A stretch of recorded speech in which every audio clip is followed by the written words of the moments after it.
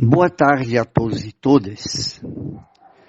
Depois de uma parada forçada, retomo as análises de conjuntura nesse domingo, 7 de agosto de 2022, ainda de forma provisória, até que passe a segunda cirurgia de catarata e seu subsequente período de repouso.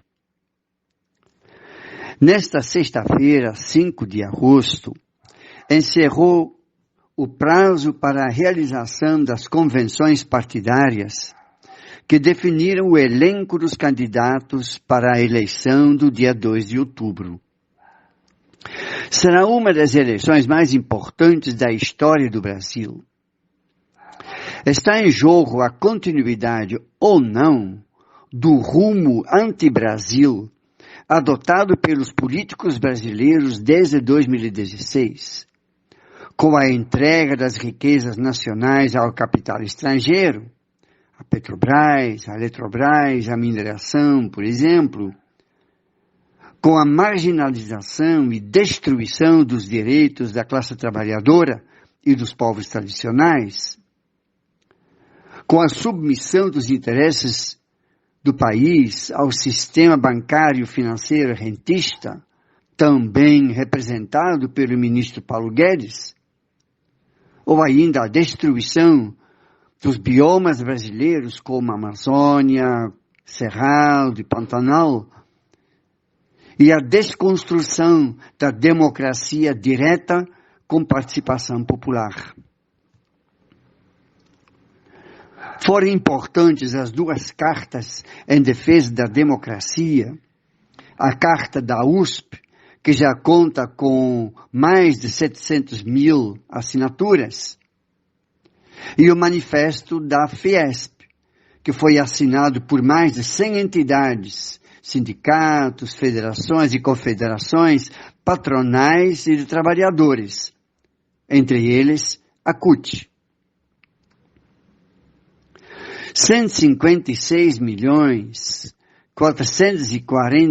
154.011 brasileiras e brasileiros estão aptos para votar nestas eleições.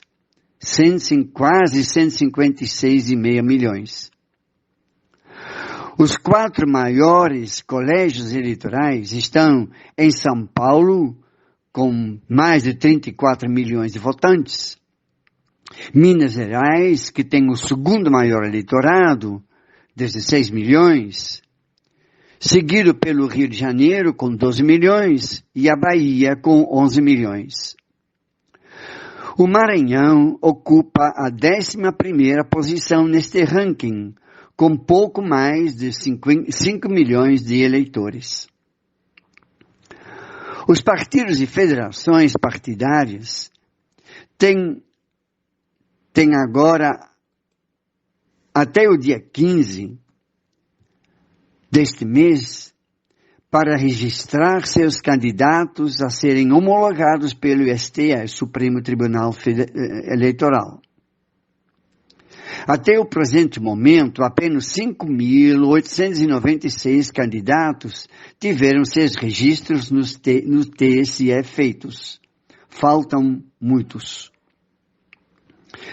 As convenções partidárias escolheram 11 candidatos para a presidência.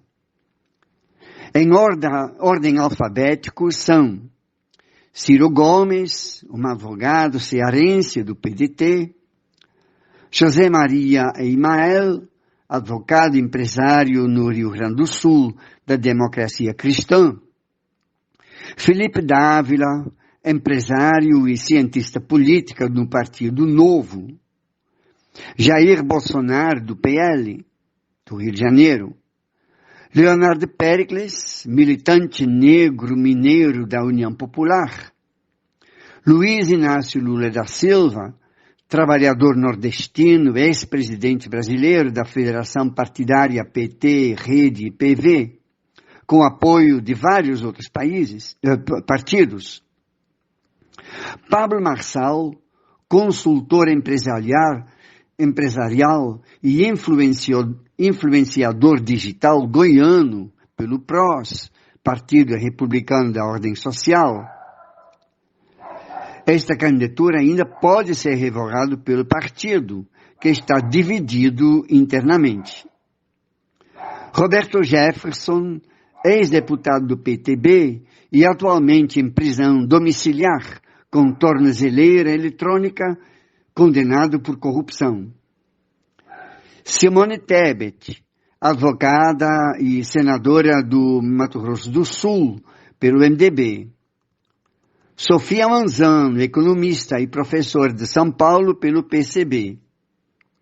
Vera Lúcia, mulher negra e operária sapateira do Pernambuco, pelo PSTU. Esses são os 11 candidatos. Nos próximos dias e semanas, mais informações serão veiculadas pela grande mídia e cabe aos eleitores fazer uma minuciosa análise sobre quais candidatos, partidos ou federações apoiar para os 5 cargos que estão em disputa: presidente, governador, governadora, senador, senadora, e deputados federais e estaduais. Enquanto surge uma luz no final do túnel, o povo brasileiro ainda terá que aguentar alguns meses o atual condutor da política brasileira, o presidente capitão e sua claque do Centrão. No ano passado, o Congresso Nacional mudou substancialmente a Lei de Improbidade Administrativa, a Lei 14.230 de 2021. Entre os itens polêmicos estão: o administrador deve ter tido a intenção de lesar o erário público, ou seja, a intenção de roubar ou de se enriquecer ilicitamente. O dano financeiro ao Estado deve ter sido materializado, deve ter acontecido. E a retroatividade de aplicação da nova lei a condenados antes da sua vigência. O administrador, portanto, que causa danos sem querer, ou seja, por incompetência ou descuido, não poderá ser mais condenado. E a introdução de um elemento subjetivo, porque a intenção de causar prejuízo será de difícil comprovação. É uma forma de ampliar a impunidade de políticos desonestos e de afrouxar as exigências para se ter uma boa administração. A nova lei agora está em análise no STF, no Supremo Tribunal Federal, e interessa a políticos condenados, mas que querem disputar as eleições ainda este ano.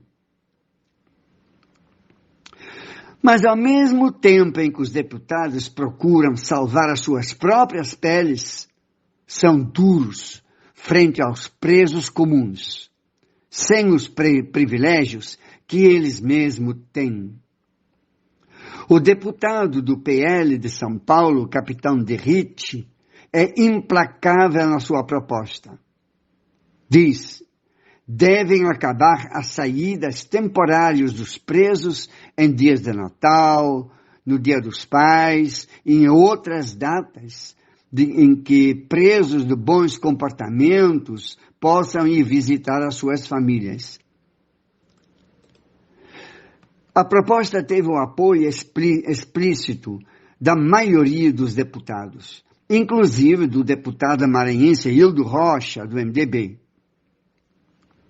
Outros deputados votaram contra a suspensão das saídas temporárias, alegando que uma minoria não retorna ao presídio ou cometem crimes enquanto estão em suas famílias. Ou ainda que as saídas favorecem a ressocialização dos presos, que deveria ser o objetivo principal do sistema carcerário. O sistema bancário, pelo outro lado, ganhou mais uma possibilidade de se apropriar do dinheiro da população. Através da medida provisória 1106 de março deste ano, o governo alterou as regras para os chamados empréstimos consignados, quando o banco empresta dinheiro sem risco de não receber de volta, porque desconta diretamente da conta do tomador do empréstimo. A inclusão do Auxílio Brasil nestes empréstimos é extremamente perversa. Geralmente, pessoas numa situação de calamidade não costumam calcular o prejuízo que lhes vai causar no futuro. Só olham para o dinheiro que entra imediatamente no seu bolso quando sair do banco. O banco vai tirar com juros altos nos próximos meses este dinheiro. E mesmo depois de acabar o Auxílio Brasil, que somente está garantido até o final do ano, a dívida não paga permanecerá como pesadelo na cabeça destas famílias. Pelo outro lado, o Copom, o Comitê Político Monetário do Banco Central, aumentou mais uma vez a taxa Selic, os juros básicos, para 13,75%. E já avisou que pode ter mais aumentos nos próximos meses. O intuito seria de combater a inflação. Mas é uma medida monetária que procura frear o consumo. Nem todos os economistas concordam com a efetividade desta medida, porque acaba atingindo também as empresas, que terão menos acesso a recursos para produzir. Menos produção significa menos oferta, aumento de preços e, portanto, menos gente que compra. Não é deste jeito que a economia, o emprego, o trabalho e a produção irão melhorar. Mas os bancos agradecem. Maria Lúcia Fatorelli, da ONG Auditoria Cidadã, mostra como, sem prestar nenhum serviço para a sociedade, a dívida pública de 2019 a 2021 quase dobrou. Não é por isso que a dívida diminuiu, pelo contrário, o que o Brasil deve aos credores aumentou no mesmo período de 6 trilhões e 900 bilhões de reais para 7 trilhões e 600 bilhões de reais. Ou seja, a banca, o sistema bancário ganhando pelo dinheiro que recebe, para o pagamento da dívida e pelo aumento ainda desta dívida. Assistimos nesses dias mais uma provocação dos Estados Unidos na sua política externa. A Rússia reagiu em fevereiro de forma desastrosa, convenhamos, à intromissão dos Estados Unidos na Ucrânia, que resultou numa guerra cujo fim ainda não aponta no horizonte. A visita da presidente da Câmara Federal, Nancy Pelosi, a Taiwan, é mais um episódio que mostra o desejo do tio Sam de abrir mais uma frente bélica. É claro que a mídia tradicional vai criticar a China como se fosse ela que iniciou as hostilidades, como fez na Ucrânia. E a nossa mente foi preparada para aceitar como certo e justo o que nos ensinam os poderosos Estados Unidos da América, sem crítica. O que menos importa para o Ocidente é a análise histórica ou o destino dos povos, das populações. Importa é a continuidade de sua falsa ideia de democracia, criticada por muitas pessoas como apenas de boca para fora, porque o poder não está compartilhado com o demos, com a população.